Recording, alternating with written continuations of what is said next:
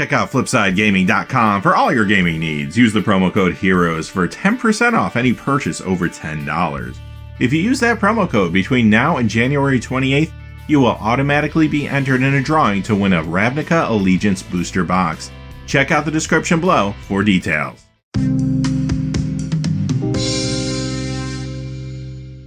Hey there, this is John from Heroes and Legends, and it's that time of the week to go over the results of the big tournaments from the weekend. And today we're going to look at the Star City Games Indianapolis results, and that includes the Standard Open, the Standard Classic, and the Modern Classic. And we will have a special emphasis on the cards from Ravnica Allegiance that performed well this week. We'll be looking at the deck list, the top 8s, and let you know exactly what happened over the course of the event. Quickly before we get started though, just a fast reminder, if you check out the description below, you'll find a few ways to support the channel. Our Patreon pages down there. You're also going to find product links to things on Amazon. If you make any purchases on Amazon, once you go through one of our initial links, we'll get a small percentage. Finally, Flipside Gaming still offering a promo code for our viewers. Hopefully you can save a little cash while you support the channel. Today's also the last day if you use the promo code that you will be put into the drawing to possibly get a hold of that Ravnica Allegiance booster box. So if you haven't done that yet, you might want to check out those details in the description below. But as always, thank you not only to the folks that look at those links, but to each and every one of you. Y'all make the channel what it is. But let's get into it. Alright, we finally made it the first weekend of competitive play with the new cards with Ravnica Allegiance. And here is your top 8 of the Star City Games Open in Indianapolis. First place, as well as 8th place, Sultai Midrange. Second place, Bant Midrange. Third place, Azorius Aggro. 4th place, Esper Control. That also came in 7th place. 5th place, Esper Midrange. 6th place is it Drechsler. Alright, without any further ado, let's jump into some of these deck lists. We're going to begin with the first place, Sultai Midrange deck. Okay, take a look at this deck and let me know if it looks familiar to you. Yeah, it kind of looks like a Golgari Midrange deck, right? With some blue added in. A lot of the blues coming out of the sideboard. You're seeing things like Negate, Disdainful Stroke in there. But there's definitely reason in the main deck to play a little blue. We'll look at that in just a second. It's one of the new cards.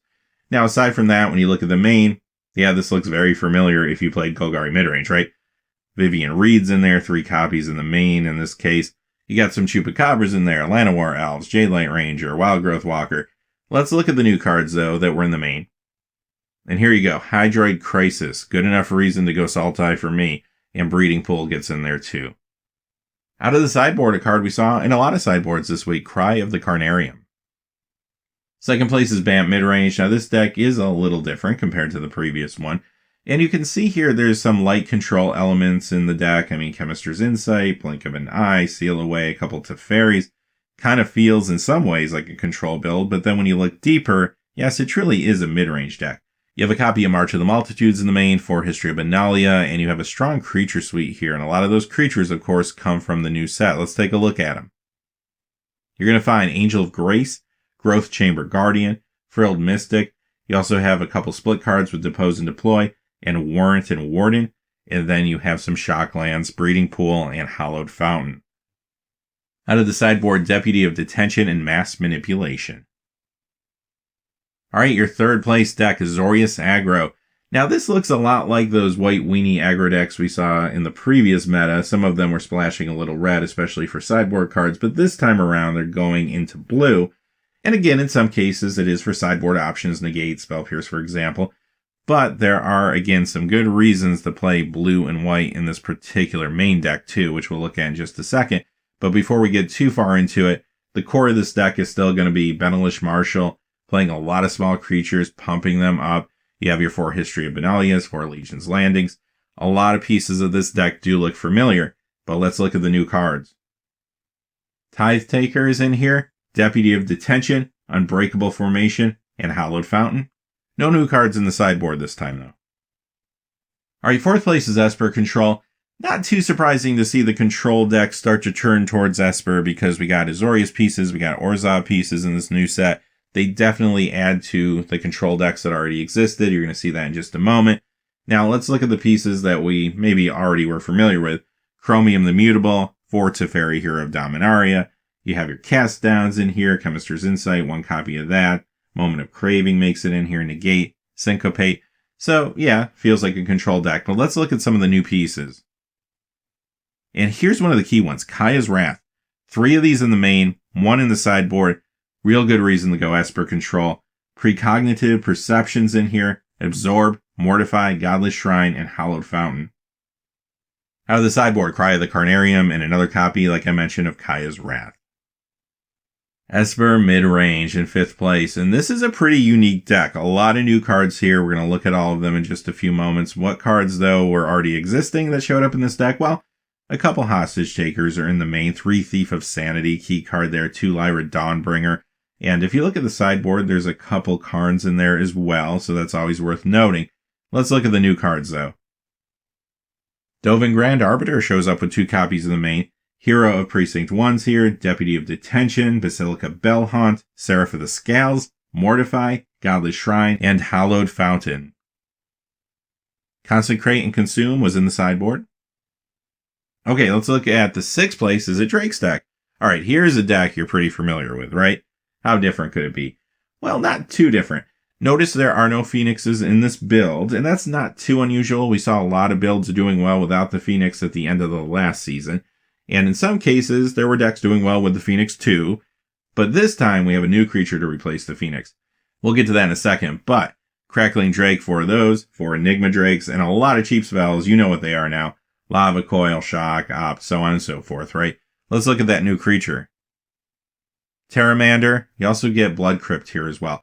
The reason Blood Crypt is creeping into this deck is if you want to play the Dispersal side of Discovery Dispersal for the most part, but Terramander is actually a really big inclusion here. Alright, now let's go beyond the top 8. I wanted to pick out a few other unique decks that I saw that finished pretty well.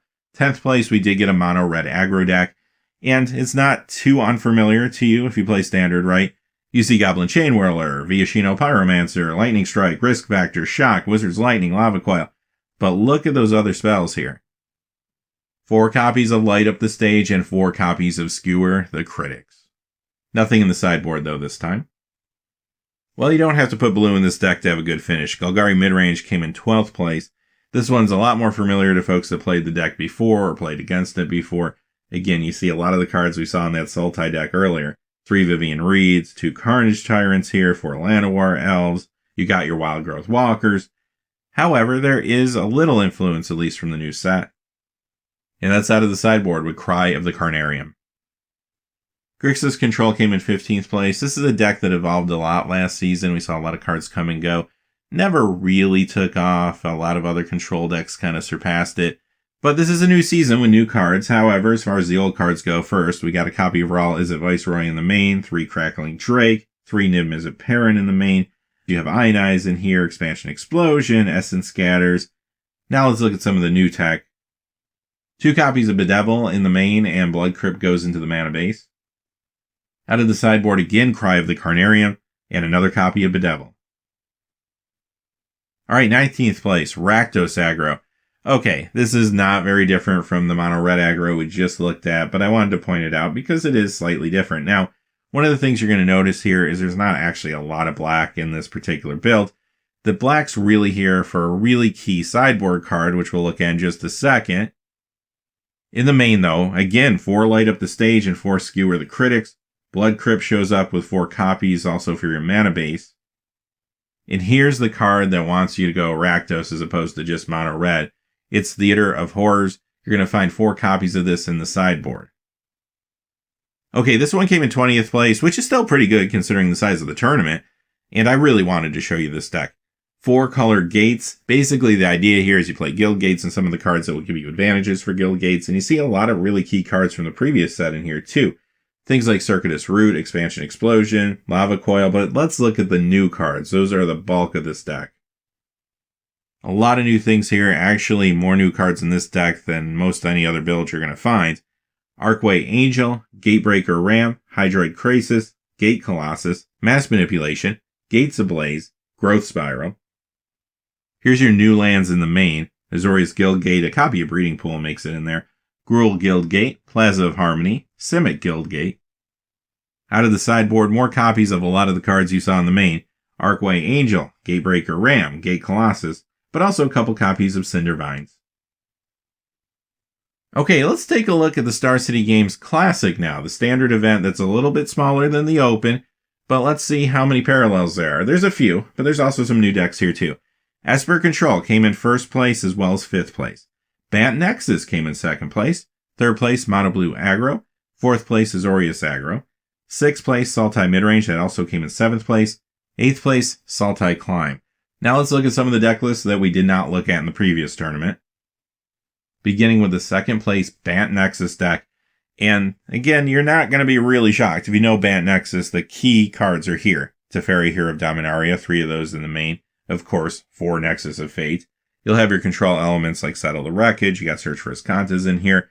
But let's look at the difference between this Bant Nexus deck and the one from last season. And there's actually quite a few cards here that do make a big difference.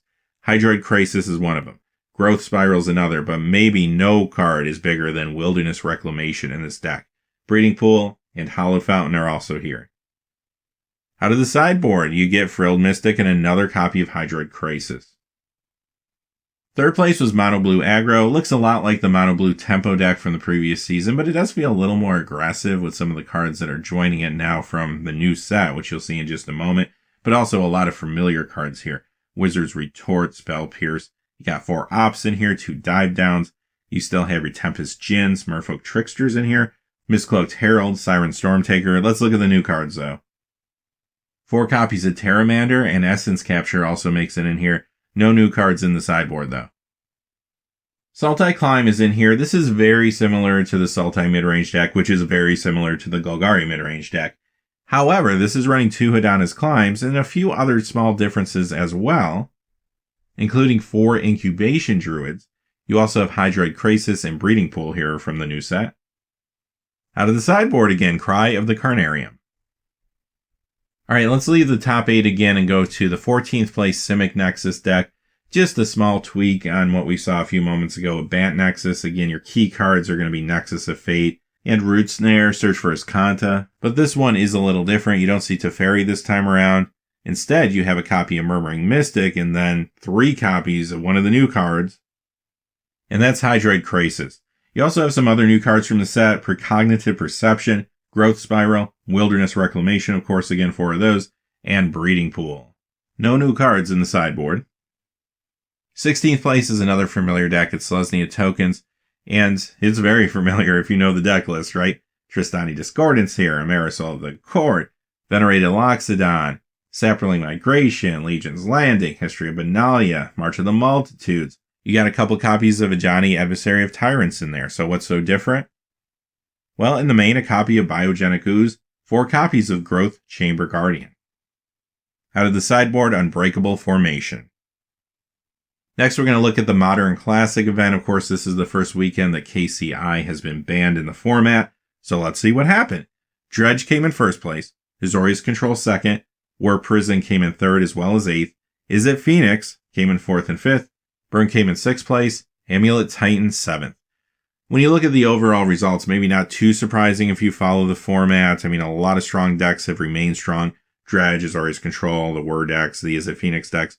Burn is getting some new tools. We'll look at that in just a few moments, so not too surprising to see a Burn deck here in the top 8. Also, Amulet Titan feels like one of those decks that might get better in the vacuum left by Ironworks combo, so not too surprised to see that on the top 8 either. There were 2 decks running cards from Ravnica Allegiance, so let's take a look at those. The first one is the 5th place Is It Phoenix deck. No sweeping changes here. 4 Arclight Phoenix, 3 Crackling Drake, 4 Thing in the Ice. Your cheap spells are in here, of course. You got Thought Scour, Manamorphose, Gut Shot, Lightning Bolt, Ops are in here, but there is 1 new card, 2 copies in the main.